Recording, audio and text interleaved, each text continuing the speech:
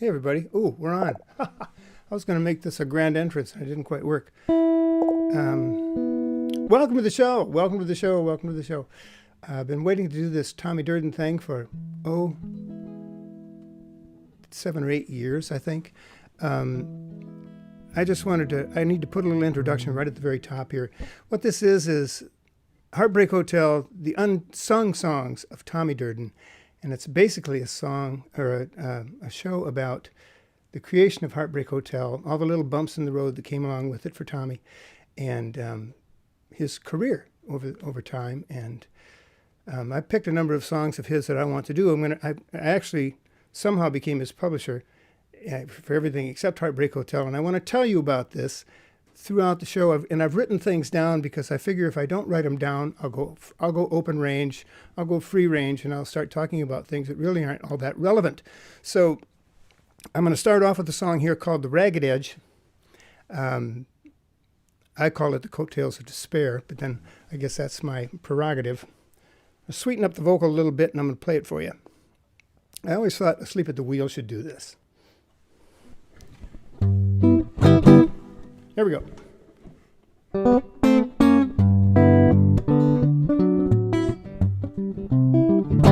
I walk along the ragged edge of nowhere. My arms reach out to hold you, they get the empty air. And I need your touch, your voice to tell me you still care. I'm hanging on to the coattails of despair. I try to do what's best for everyone concerned. My mind won't let me rest or leave a stone unturned. But you're not here to ease the burden I must bear. And I'm hanging on to the coattail of despair. I'd sell my soul if I could, and if I knew that it would help me bring to life the dream that I had planned. I'm just a man who walks along the ragged edge of nowhere and tries to see what fate has planned for me there. I tremble and my heart cries out, are you there? And I'm hanging on to the coattails of despair.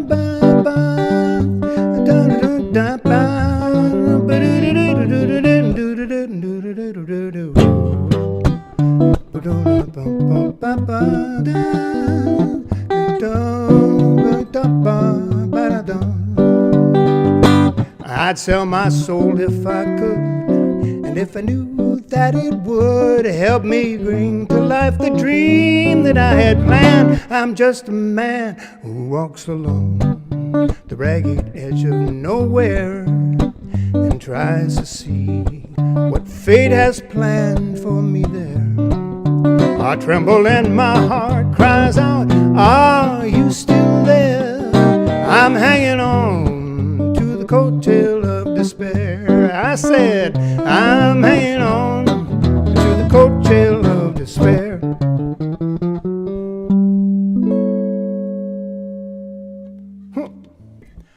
All right. Thank you very much. Thank you very much. You know, I'm singing to Henry. Henry's our ginger cat lying over here. And quote Brian Peckle, he's just worthless without his 21 hours of sleep a day, and he's getting those in right now. So he might make an appearance later. Some of the cats might make an appearance later. We'll see what happens. Okay. Here's the deal. This is quite a story for me, and as I was going through it, it didn't seem like such a big deal. But now, when I look back and everything that's happened since then, well, anyway, let's just start the story. Here's what happened. My band, Les Roues, which was, let me shut the reverb off. My band, Les Roues, was a precursor to Rue Nouveau. We were doing lounge work in Michigan, and we were setting up at the Holiday Inn in Houghton Lake. And a waitress came up to me, and she said, you know, you'd like to meet my father. He's a musician, too. And I think he'd enjoy meeting you. And I said, okay, well, what's his name? And she said, well, his name's Tommy Durden, and my name is Mary, and we'd like you to have dinner with us tonight. I thought, well, okay. And being the young musician, you know, and as musicians are, it sounded like free food. So I said, sure. And she said, and by the way, he wrote Heartbreak Hotel. And, of course, that kind of stopped me in my tracks. I really had no reason to doubt her for that. And so I said, well, my gosh, yes, let's please have some dinner. So we did. We went to the dinner table in the back and had a special little room to ourselves. And I remember looking down this long table. I was on one end, and Tommy Durden was on the other end. He's about 6'6", a big man, a Southern gentleman with a very lazy, gracious Southern drawl. And Leslie Ball was there with me. She was singing in the band then. And Mary, Tommy's daughter, and Tommy's wife, Babe. Babe was sitting just to my right. And I remember this so clearly. This is such a clear shot in my mind. Tommy was regaling us with all of his stories about how wonderful it was to work with Colonel Parker and Elvis Presley. He called me sir. He said he called me sir. And Mayborn Axton, another writer on Heartbreak Hotel, and he was just thrilled with working with all these people. And as the night was progressing, and it didn't take very long, I was watching Babe, his wife, start to fidget a little bit. She'd fidget a little more. She'd kind of a little bit once in a while, and then suddenly she stood up. And she pointed one finger at Tommy, and she pointed the other one at me. And I remember her eyes. They were just, it was like they were just on fire. She'd heard this before, and she was having none of it.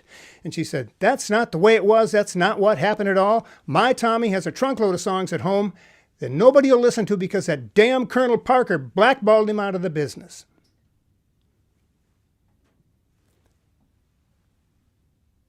And so that kind of ended the dinner. So I'm going to do another song now and play another one of these for you. And in a bit, I'm going to tell you how I came to acquire these things. This one was a bit of the way Tommy had initially recorded it was kind of it was kind of square, and I kind of reharmonized it a little bit. And I put I played it on piano, slowed it down, gave it sort of in as much as I could, the idea of a Chet Baker feel.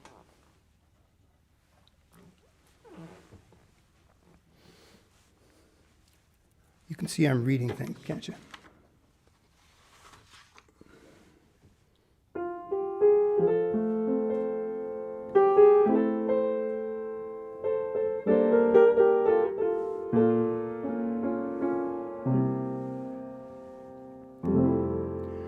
I might have known that the game you were playing would end this way. I might have known that your love would last but for a day. You made me a link in a chain of forgotten lovers.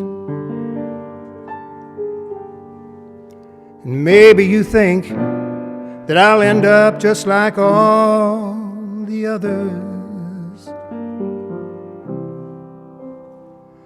Oh, but baby, you're wrong.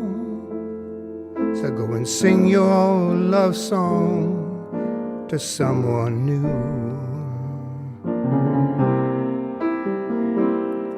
You have opened my eyes,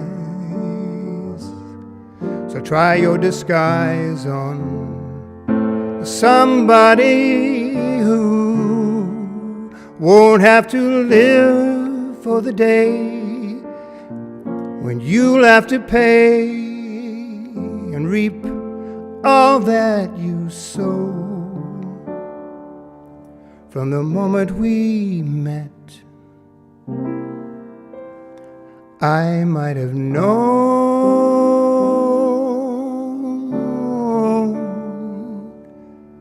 From the moment we met, I might have known.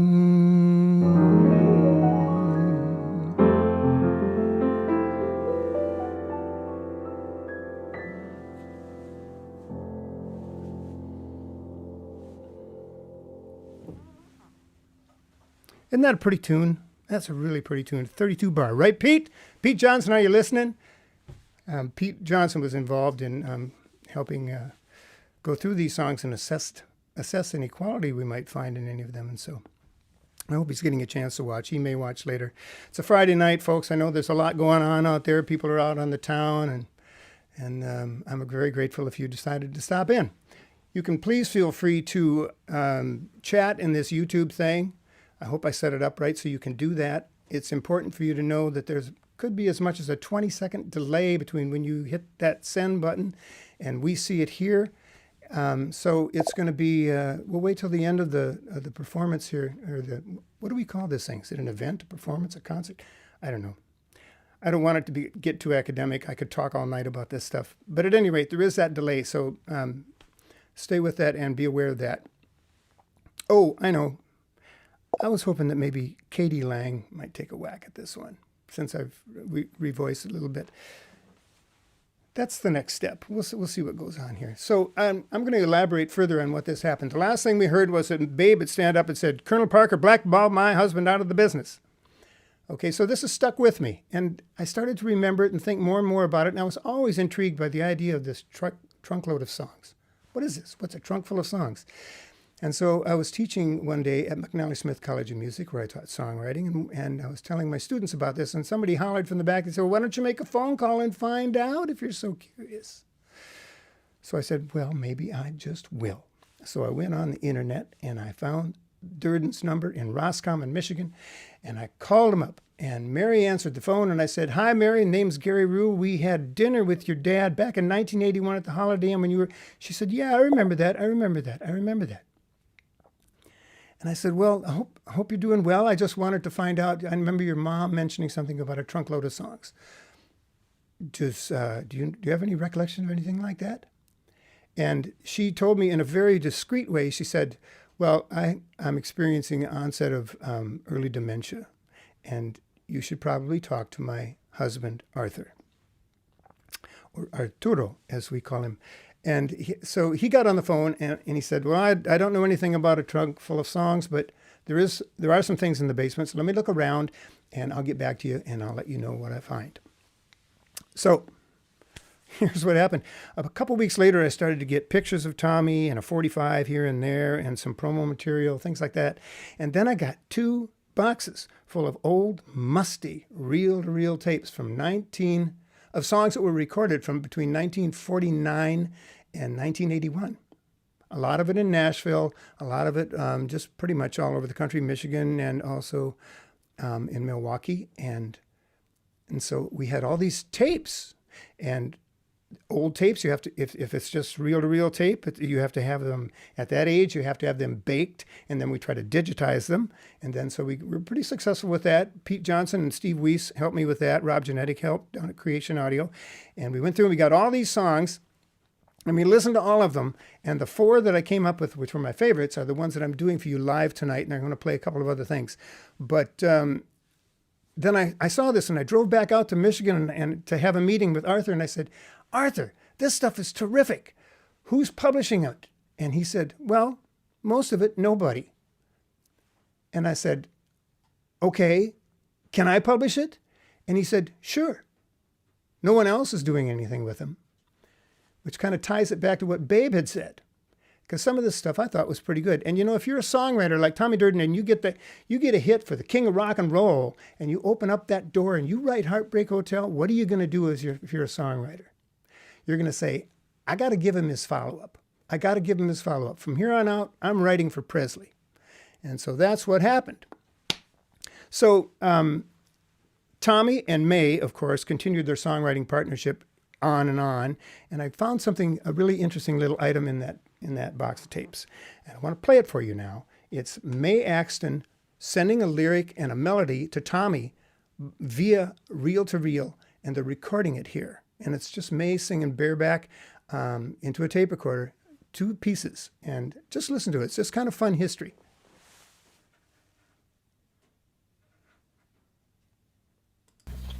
Testing 1, 2, 3, 4. Mary had a little lamb. We are holding the microphone right now about 6 inches away from my mouth and directly into it. We'll play we are recording at 7.5 inches per second on the tape, which is fast speed on this machine. And volume setting is at center or normal. Playback. Starts it. Now when you want to stop, just pull out. You want to stop, release that. No, that's Get an engineer. Once I had a sweetheart, as sweet as he could be. I thought someday we'd marry and have a family. But one day, to my surprise, what did I find? He was his mama's baby, and he couldn't leave her behind. He was his mama's baby, he was her pride and joy. He was his mama's baby, her little baby boy. When we went out on a date as happy as could be, and I was a-thinking his thoughts were all of me, just when we got a-loving up and on the smooching spree. Yep, sure enough, what did I find? His thoughts were all on she. And this is the end of this, and now I'm going to cut you the next one. This is a rendition of Cupid's Crying, Tommy. I hope you can follow what this is. Can't you see Cupid's crying ever since you said goodbye? He knows that our romance doesn't stand a chance. He shot his love arrow straight at my heart. But how was he to know that you'd tear it apart? So now Cupid's crying, and he's broken-hearted too, because he knows that I'm lonesome and still in love with you. Won't you stop Cupid's crying and help mend his broken heart? Please come back again, darling, and we never more will part. And this is it, and I hope you can do something with it. Okay, May Axton, ladies and gentlemen, doing a song for Tommy. Smoochin' Spree, I think, is a wonderful little lyric in the first one. And I don't know if anybody has heard a song called Cupid's Crying. That melody sounds vaguely familiar. Has anybody heard that before? If you have, put it in the chat and let me know, okay? I got to take a second here to do some quick acknowledgments, all right? Just like Garrison Keeler. We've got birthdays. This is a big birthday month, and some people are involved with this stuff that I've been doing with Tommy Durden, so I want to acknowledge them. January 3rd, Leslie Ball had a birthday, who was involved with the dinner at the Durdens, although she doesn't recall a whole lot of it. And so maybe I'm in a fog. I don't know. But anyway. And then January 19th was Tilly, my drumming partner and musical partner for the last 55 years. Tilly, happy birthday. And let's see, January 20th, my nephew Jed, who lives out in Mitchell, Nebraska. my sister Cindy's son had a birthday on the 20th. On the 25th, now Johnny, I don't know if you're watching, but Johnny Hagan, Absolute Music, is a guy who was willing to do just about anything for me on these things, and I'm very grateful for his help. And we still got a little bit of work to do, and we might do some together in some other old reels of Tommy's that I just found a couple days ago. Johnny had a birthday on the 25th. And then Curtis A., who you know as Curtis A., who I know as Kurt, is having a birthday on the 31st of January. And thoughts are going out to him and to all of you guys. And I hope you were able to show up here. And if not, please remember this link is good for at least a week after this show. And it's kind of interesting stuff. Okay, so I just want to continue just a little bit about Tommy and May. And I'm going to read it. Tommy and May sound like they had a great relationship working together like this, but there are interviews where May puts Tommy's contribution to Heartbreak Hotel in doubt. She is vague about the level of his contribution, if any. Elvis Presley, in a Rolling Stone interview, declares he had nothing to do with writing Heartbreak Hotel. That's just the way it's done, gatekeepers and all, he said. That's just the way it's done. Well, yeah, I'm sorry it's done that way sometimes. And then there's a Hunter Thompson quote, which is just great. Add a little levity here.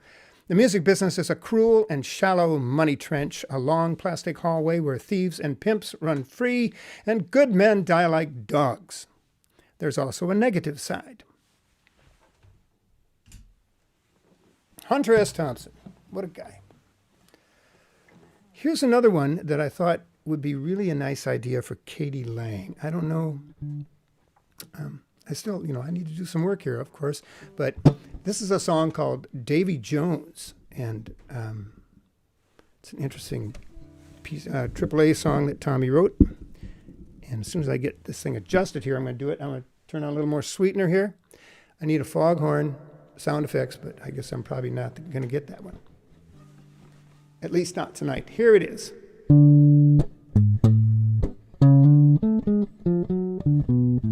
I shipped out on this tanker, Mr. Jones, because my gal done left me, Mr. Jones. And before this crew can darker, I'm gonna join you in your locker. I'm coming down to see you, Mr. Jones. Her hair was like the sunset, Mr. Jones. Her sea green eyes could turn a man's stone. And they say I ought to thank her, but her memory is just like an anchor, dragging me down to see you, Mr. Jones.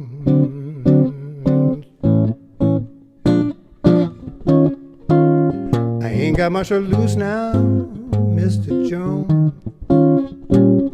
No, just a heavy load of blues now, Mr. Jones. Yes, it's time I really got 'em. So I'm gonna just join you on the bottom. I'm on my way to greet you, Mr. Jones.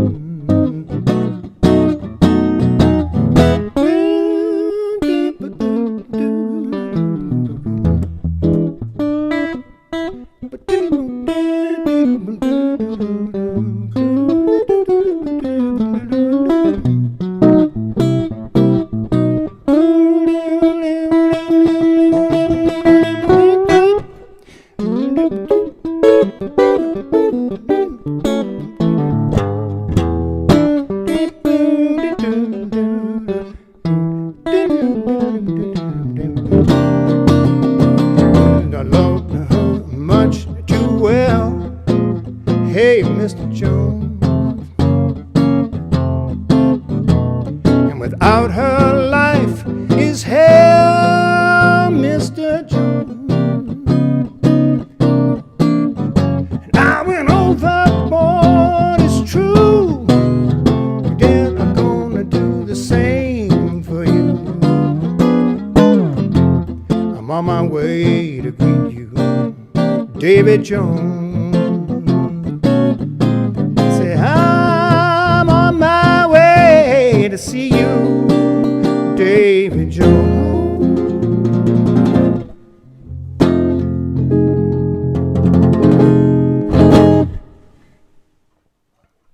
David Jones. K.D. Lang, come on, hope you're watching. A couple people I wanted to acknowledge that might be in our virtual audience tonight. First of all, Arthur Kenny, Mary's husband and Tommy Durden's son-in-law, might be here. And Briar, who is Tommy Durden's granddaughter, might be here. And I got a little wind that Jeff Dayton might have stopped in. Might be stopping in. Jeff is a good friend from a long way back, and he was music director for Glenn Campbell for many, many years. And I think, Jeff, I believe if you're with me, you can put this in the chat. I think you were with him until he stopped touring, right? And yeah, that's and since I was music director for Gene Pitney and he was with Glenn Campbell, I'd always thought it would be kind of fun if we could just have Glenn and Gene do something together. But they're both gone now, so Jeff, it's up to you and me in case you're here. Okay, so next, back to the business at hand about the blackballing. And once again, I'm probably going to read this a little bit, but otherwise I got to stay in bounds here. Back to the business at hand. This blackballing has been confirmed by the rest of the family and by one of Tommy's close associates, a fellow named Leon Seiter, who was also telling me great stories about how before any of these guys were famous, in his basement in Michigan, Tommy, who played a little steel guitar with Johnny Cash, and Jerry Lee Lewis, and Carl Perkins, and Leon Seiter would sit down in their basement, get drunk, and record songs. And I remember Leon saying to me once when I talked to him a couple of years ago, he said, I wonder what to do with those tapes. And of course, at the time, being commercially minded, I was thinking there might be a market for them, but this is more just lovable history, isn't it, than perhaps worry about any of the other stuff. This is just so cool to run into people like this that actually worked with these guys. Anyway, here's what happened. Tommy gave away a good portion of his interest in the song in Heartbreak Hotel because he was promised a shot at the follow-up from Colonel Parker. Colonel Parker backpedaled on his pledge. And Tommy probably, knowing what we know about the music business, you musicians out there, Tommy probably got his back up a little bit. Colonel Parker thought, I'm going to teach this kid a lesson. So he walks slowly over to the desk, picks up the phone, calls RCA and says, anybody ever has anything to do with this Tommy Durden fella again, I pull Elvis from the label. And so times being what they were, Colonel Parker being Colonel Parker, and the power differential there, that's kind of what happened. And so Tommy got cut off right there, cut off at the knees with that. So that's all I got for that one. I think it's kind of interesting that's probably the way it happened. We all have been in this business long enough to know that it's possible. That's my imagination anyway. So here's another one. This is called It Takes a Little Love. And you can really hear a lot of Elvis Presley in this one. A lot of Elvis. This one, when Tommy wrote it, he was thinking of Elvis, purely about Elvis. What you got to do is set the stage, go to Las Vegas, see Elvis in his rhinestone and white and blue suit with the cutout bell bottoms, the big hair, the backup singers, the fireworks, the strings, the horns, the big powerful band, Vegas, the MGM Hotel. And this is what it is. I'm going to try to make it as regal as I can, make it as Vegas as I can. Here we go. I need a little reverb. Okay, let's get the lyric up. Here it is. Okay, now I know what I'm doing. Man does not live by bread alone. He must also feed his soul. No matter how many palaces he may own, it takes a little love to make him whole. It takes a little love to feed the soul. 1, 2, 3, 4. Remember old King Midas? He had the touch, and everything he held turned to gold. But then they held his little girl, and darkness filled his world. He lost the little love that made him whole. He lost the little love that feeds the soul. Now this is where Elvis gets up and he goes around, walking around the stage saying, "Hey, how you doing there, Frank? Nice to see you, baby." And there's Angie Dickinson out in the crowd. How about that? Wave and that's throwing at him now. And here he comes back to the stage. Ladies and gentlemen, Mr. Elvis Presley. I say man can live in an ivory tower, and he can have all the power of every single army under his control. He can rule a mighty nation, but no matter what his station, it takes a little love to make him whole. It takes a little love to feed the soul and take it home. Yes, you can have all the riches in the world, all the world can afford, and never suffer from the heat or cold. Oh, but man is more and more than just his room and board. It takes a little love to make him whole. It takes a little love to feed the soul. Huh.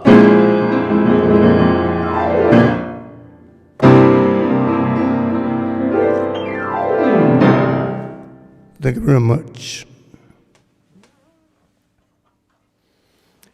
Huh. Can you just see that? Come on, horns and everything. Let's go. Okay, keeping up with my little typed up program here. I have when Elvis died, Tommy wrote a tribute to him called appropriately Elvis. And it was starting to climb up on the radio nationwide. I don't know if anybody remembers this song, but when Elvis died in '77, this is Tommy had recorded this and had it released on Walking Tree Records, Howard Walker's label. And it was climbing, doing pretty well, had good projection. It wasn't a bullet, but it had good projection. And all of a sudden, it was gone, completely gone from all the radio stations. Now, you got to know a little bit about Colonel Parker to understand that he was probably behind this. This was corroborated by a couple of friends of Tommy's, that was the suspicion, that Parker called the radio station and had him pull the plug. You got to remember, Colonel Parker had a lot of power. He had a lot of power. And Tommy just didn't have a lot of power. And that's all there was to it. And if there's that grudge holding going on that, if Parker indeed did blackball him, well, that makes some sense. I just want to tell you a couple of quick little stories about Colonel Parker. There's been some softening of the public attitude about him lately, but someone came up to him once and said, "Hey, Colonel Parker, I hear that you get 50% of what Elvis makes." And Parker said, "No, that's not true. Elvis gets 50% of what I make." Colonel Parker also did a deal when Elvis died, and all the fans and the vendors who were around the gravesite or around the cemetery, just outside of the cemetery, and outside of, what is it, Graceville? Is that what it's called? I guess it is. Anyway, and they were selling items and T-shirts and things like that, and Parker called the police, the Memphis police, and he said, "Do us a favor. Can we please have some respect and some privacy here? This great man has passed away. Can you get these people off of the property?" Police all came down, hauled them all away. Meanwhile, Colonel Parker had called up to have 1 million T-shirts made. And then as soon as they were gone, he rushed the T-shirts out there and sold them to the crowd. That's Colonel Parker. He also painted sparrows at a carnival, painted them yellow and sold them as canaries. I don't know if that says more about the people that bought them or it says more about Parker. But anyway, Parker was quite the fella. So here, I'm going to play you Elvis, okay? It's another thing that I got backed up here on the sound effects. Just listen to this thing. This is really... And Tommy really had his heart with this guy. Listen to this song.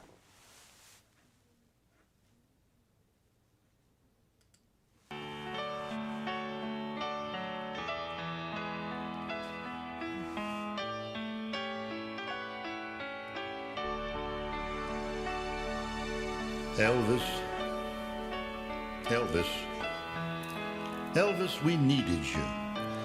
When you arrived in 55, our youth, well, they were just kids waiting to grow up.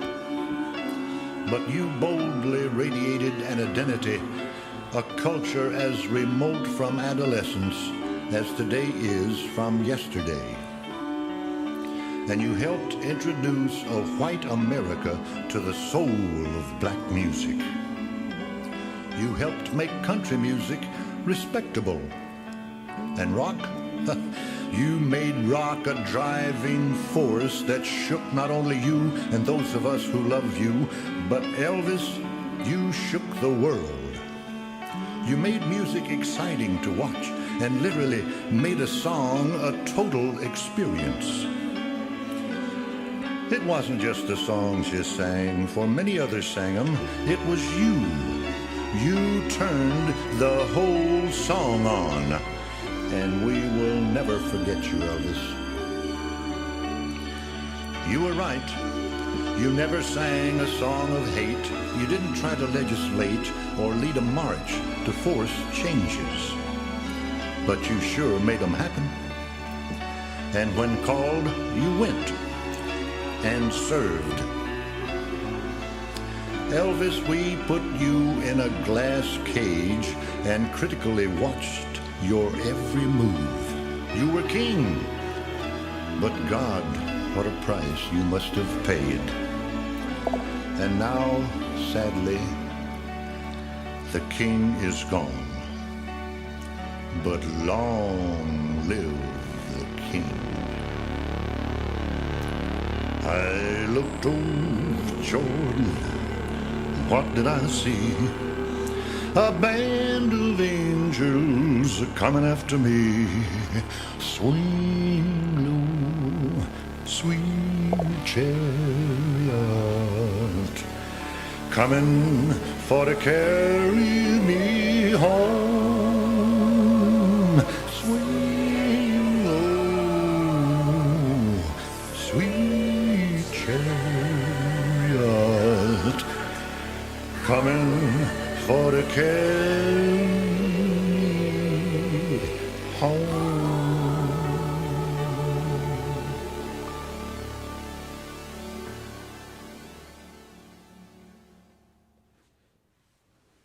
Wow. Well, there was that. I just thought of something. If my engineer is available upstairs, could bring my laptop down so I can actually look at some of the comments, because I've got a lot of stuff going on here. I got my main computer here, which is running the program, and but I have no way to look at the chat. So when the end of this next song comes up, I'm going to probably want to take a look at that, because we'll have some things to talk about, I hope. So here's what it comes down to for me. I mean, I quite honestly would have to say that the music business really is full of questionable acts, to say the least, when it comes to getting credit for writing and producing and all of these things. One could argue that it's the only business that I know of where if the law against felonies doesn't exist. People can just come in and gatekeep and say, like with Elvis, I wrote this. I had help write this. Well, you really didn't, you know. And I always wondered about people that did that. That I wondered how they slept at night. But I guess that'll be the next show. So here's the thing. I wrote this out because it's been a while in the making. It's probably fairly accurate. Ostensibly, Tommy Durden had been performing Heartbreak Hotel with Smilin' Jack Herring and his Swingbillies. How's that for a band name? Smilin' Jack Herring and his Swingbillies for 6 months prior to presenting it to May Axton, who was at the time, of course, Colonel Parker's press agent. It's debatable whether or not May contributed any real content to the song. What is likely is that she made a few adjustments, polished it up a little bit, convinced Tommy to allow her a writer's credit, pleading the case that she was Elvis Presley's manager's press agent, and in reality, I agree with her. Half of nothing is nothing. We run into this all the time. Half of nothing is nothing. This is how Tommy Durden ended up with only 17% ownership in Heartbreak Hotel. Behold the dual ruinous practices of blackballing and gatekeeping. Tommy didn't have access to the management muscle that he needed to ward off these demands on his work. And so finished, after he was done writing music, really, and he played as a bar musician from time to time, and he had a job as a commercial dishwasher repairman. The man who wrote Heartbreak Hotel, one would think that there might have been a little bit more on his side for that, but once again, then this blackballing thing keeps raising its head. So I wonder if there's not a lot of truth to that. On a brighter note, Glenn Reeves, who performed the original demo for Heartbreak Hotel, upon Tommy and May Axton both asked him to come in and do it because he could sound what he thought Elvis sounded like. And that original demo is on my website at the bottom of the homepage, GaryBrew.com. But what happened with Glenn is Glenn said, May Axton offered him a writing credit, and I can just see Tommy sitting in the corner. May, wait a minute, wait. But to Glenn's credit, Glenn said, I didn't help write it. I don't deserve a writing credit, and it's not that good a song anyway. And that's what Glenn said. But Tommy shared that initial conviction with Glenn Reeves, but it grew on him with each royalty check, as one would only expect that it would. And this next piece I'm going to do, well, it's what all the fuss was about. It's A Town Without Pity in the Gene Pitney Show. It is Heartbreak Hotel. I'm going to do Glenn Reeves' original version. The form is a little bit different than we find that we're all so familiar with, but still, I think a great tune. They did a few changes with it before they cut it with Elvis. And it goes like this, and I get to put on my digital. Okay? Hup. See if I remember the words. Well, since my baby left, I found a new place to dwell. It's down at the end of the lonely street called Heartbreak Hotel. And so lonely, baby, and it was so lonely, baby. Hell, I'll be so lonely I could die. Well, it's always crowded, but you still can find some room for broken-hearted lovers to cry there in the gloom. I'll be so lonely, baby. I'll be so lonely, baby. They'll be so lonely they could die. Well, the bellhop's tears keep flowing, and the desk clerk dressed in black. They've been so long on the street, oh, they never look back. They'll be so lonely, baby. They'll be so lonely. They'll be so lonely they could die. Well, if your baby leaves you and you find a new place to dwell, well, and down at the end of the lonely street called Heartbreak Hotel, you'll be so lonely, baby. You'll be so lonely, baby, and we'll be so lonely we could die.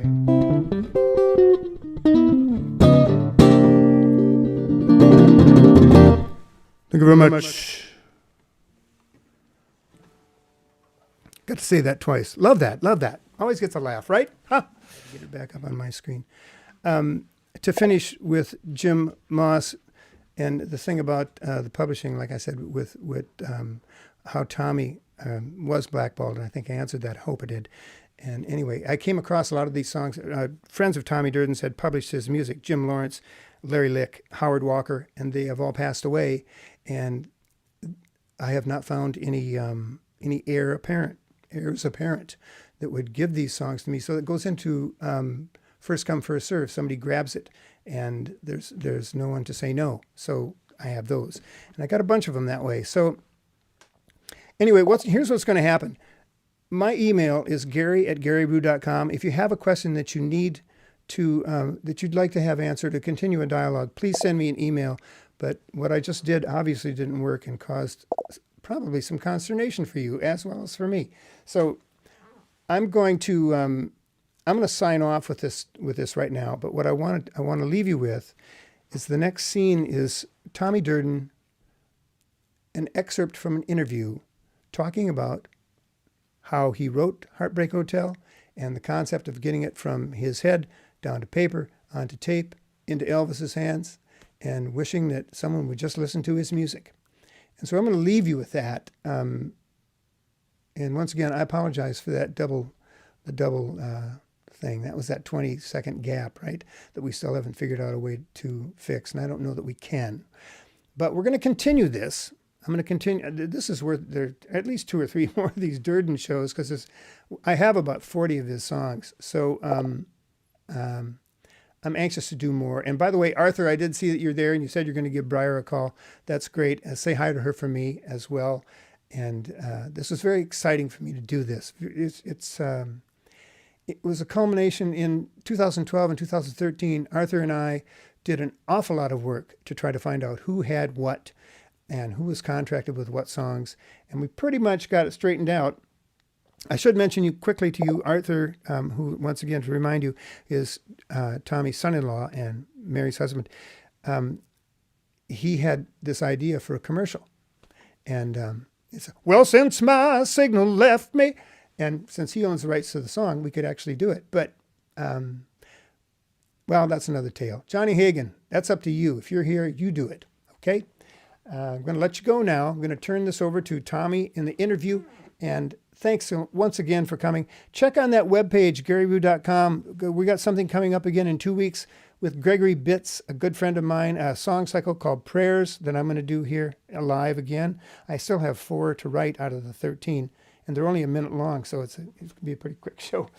But do check back often. Feel free to call or email and ask me about what's going on. We're trying to build something here that's going to be a lot of fun. Laura's going to do a show or 2 or 3 in the next few months, we hope, and some surprising things are going to come down the pike. So thank you very much. We'll see you. But anyway, in Gainesville, that's and then one day I was reading the Miami Herald, and there's I run across a little item said a man had committed suicide. I don't remember how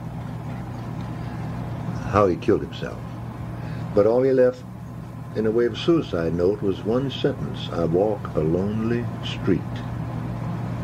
And it was a very short item. You know, it was just one of those little things that you happen to run across the paper. And that, boy, now that struck me as, now there's Lonely Man. You know, he is lonely. And I said, now that would be a terrific idea for blues. I walk along the street. And I took that idea the next time I went to Jacksonville for the Toby Dowdy show. And I went to Mae Axton. I knew, you know, she's a songwriter, and we had talked and about songs and everything. And I walked into her house. I said, Mae, I got a terrific idea for a song. And I told her where I'd gotten it from the item in the paper. I said, we can write a blues. And also I knew that she knew Elvis, had booked him on shows. She knew Colonel Tom. This was in and what, Oscar about Davis. 55 now? 55. 1955. And so she sat down at the piano, and I had the tune. Of course, the blues is the blues is the blues. You know, if you get away from a blues, it's not a blues, right? That's true. So you stay in the same progression. A blues progression is a blues progression. Yeah, E. The chord progression is the same. E, A, and D usually. You know, all the time. Yeah. Oh, I'm sorry, Mom. So she sat down at the piano, and I walked the floor behind her, and we wrote that song. She had the sheet of paper up there, and we wrote it, and it took all of 20 minutes, I believe, just about 20 minutes. Oh, which song is this? Heartbreak Hotel. Oh, and I missed it. Here it is. It's on tape. Good enough. We ended up with I started out with what I'd taken from the man's suicide. I walk a lonely street, but it as you get into it, it grows, and it down at the end of Lonely Street at Heartbreak Hotel. The Lonely Right. Street was the beginning, Right. but it ended up being Heartbreak Hotel. Gotcha. What were you getting? Sorry. And Glenn Reeves, the guy that introduced me, this DJ I was telling you about, that went on to be program director at WWVA and et cetera, et cetera. He came in there, and we got him. He could do an Elvis imitation. I mean, just, he could do an Elvis thing, see. And Elvis at that time wasn't big anywhere but the South. You never heard of him up here. He was on Sun label out of Right. Memphis. Along with Johnny Cash. And But I knew, reading in Billboard, that RC had bought his contract from Sun. And Colonel Tom took him under his wing. And May knew him. May knew Elvis. They or knew Colonel? him, knew them all. Knew Colonel Tom, Oscar Davis, How'd she know all Elvis, these had people? booked Elvis Oh, on she had a shows. booking See, she was a agent. little booking agent on the side. Ah. She booked shows like Grand Ole Opry in, you know. Huh. And we got Glenn Reeves to make a dub on it, on the song, as he thought Elvis would do it. Why did he think that this was a good song for Elvis to do or something? Or? He didn't even like the song, Oh, The Fool. but he did it as a favor to us. Glenn said, well, it's all right. I said, well, why don't you do it like Elvis would? Like you think Elvis would do it.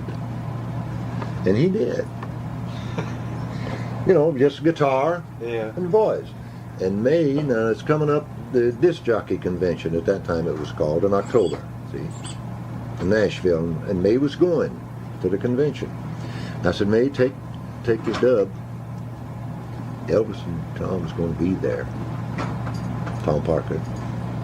Take the dub, you know them, you go see them, and you play it for them, and if they will record it on RCA, give Elvis a third of the writers in.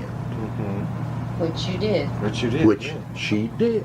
Yeah, because it shows She up in went the there, books as she played it for him, gave him a third of it, and He liked it. it was his first release on RCA. Exactly right. Yeah. First release. Whoa.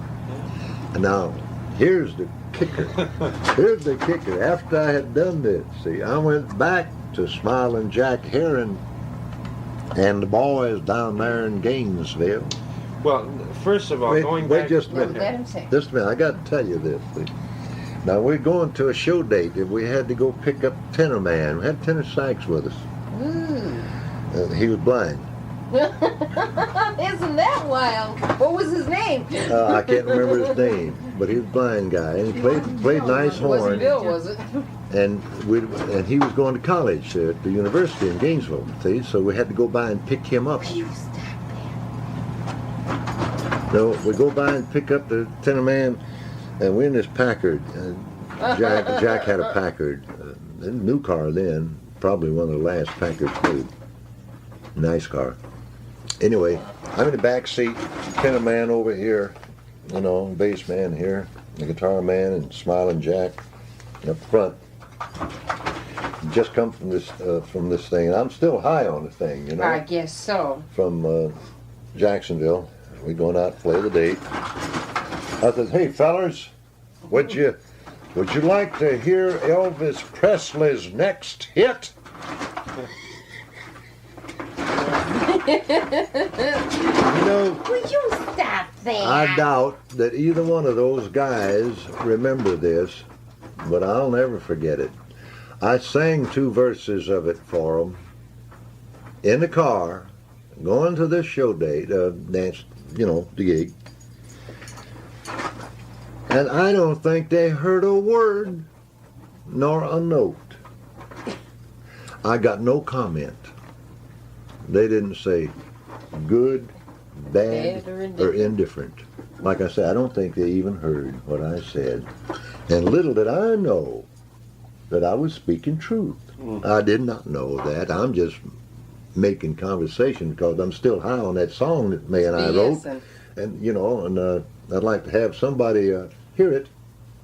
They didn't hear it. They didn't hear it then, but they heard it later.